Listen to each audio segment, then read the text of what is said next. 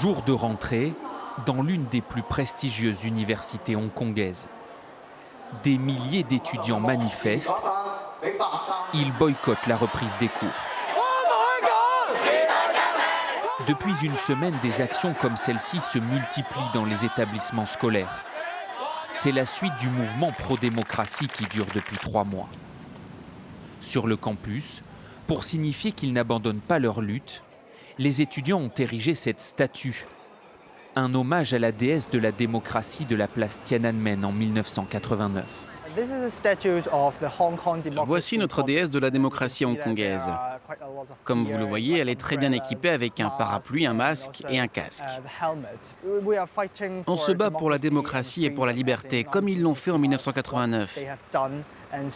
Donc cette statue est très symbolique. Jackie So a 20 ans. Il suit des cours de sciences politiques et depuis peu, il est membre d'un syndicat étudiant dans son université. Voici le bureau de notre syndicat, c'est ici qu'on travaille. À l'intérieur de ce local, tout témoigne de l'engagement des étudiants dans le mouvement pro-démocratie à Hong Kong. Voilà ce qu'on a écrit sur notre bannière. Battons-nous pour la liberté. C'est notre principale demande adressée au gouvernement de Hong Kong, mais aussi au gouvernement chinois. Si Jackie So s'est engagé dans ce syndicat étudiant, c'est parce que selon lui, la mainmise grandissante de Pékin sur Hong Kong menace aussi les universités et leur liberté d'expression. Aujourd'hui, nous pouvons encore mener différentes activités. Organiser des conférences pour parler de différents sujets comme la politique du gouvernement, les problèmes sociaux ou encore les idées politiques. Mais si le Parti communiste venait à entièrement diriger Hong Kong, je pense que nous ne pourrions plus faire tout ça. À Hong Kong, les campus sont régulièrement les foyers des mouvements de contestation. Alors le gouvernement pro-chinois veut les reprendre en main pour une éducation plus patriotique. Un contrôle qui s'exerce déjà de l'école primaire jusqu'au lycée. Ce professeur d'histoire et de culture générale dénonce une censure sur les manuels scolaires.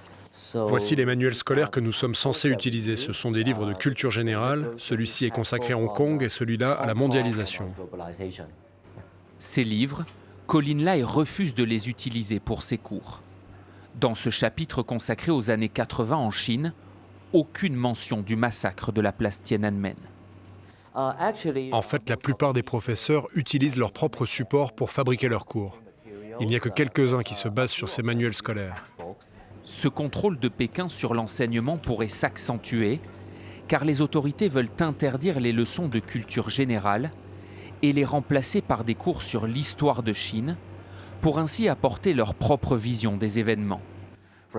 Prenez Mao par exemple. Quel est le vrai bilan de Mao Zedong?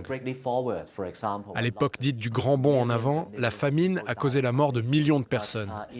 Mais en Chine continentale, la lecture officielle du bilan de Mao affirme que celui-ci a fait bien plus de bonnes que de mauvaises choses. Donc les enseignants doivent se tenir à cette grille de lecture. À Hong Kong, une dizaine d'écoles dispensent déjà une éducation patriotique. Au programme notamment plus de cours en mandarin au détriment du cantonais, la langue locale. Pour ces parents d'élèves, ces établissements devraient être la norme. J'aime cette école parce qu'ici, il y a plus de cours de mandarin et on peut apprendre plus de choses sur la Chine. Nous devrions avoir plus de connaissances sur la Chine, parce que la Chine, c'est notre pays, notre patrie.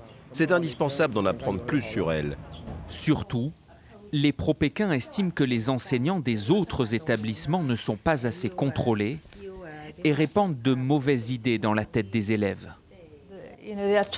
Ce qu'on leur apprend, c'est d'être critique envers le système politique et le régime en place à Pékin. Et je pense qu'un tel enseignement est partial, biaisé.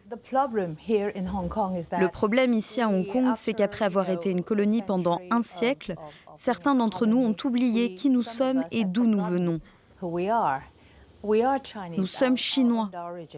Pour les autorités, la rébellion à Hong Kong aurait pu être évitée si les jeunes manifestants avaient appris à aimer la Chine passionnément dès leur entrée à l'école.